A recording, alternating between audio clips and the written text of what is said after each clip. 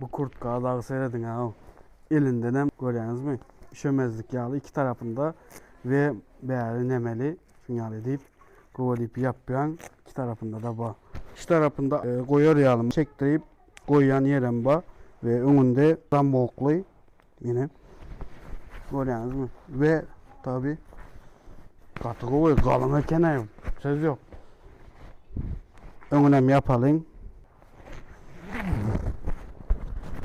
Wow. Bunda üşümeyen daha soğuzdu. Arkayın olay.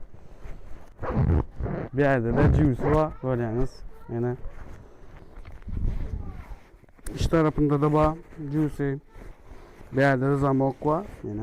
Görüyorsunuz. Zamoklu. İç tarafı yine. Bu tarafta setkalı yeri var. Setkada koyabiliyorsunuz. İsteyen zatınızı. Aşağıda yine. Çektirip buraya da. Soğuk geçirin o içeri. Yine. Daha soğuzdu elbette bu zat bilen de üşümeyen. Garanti onu.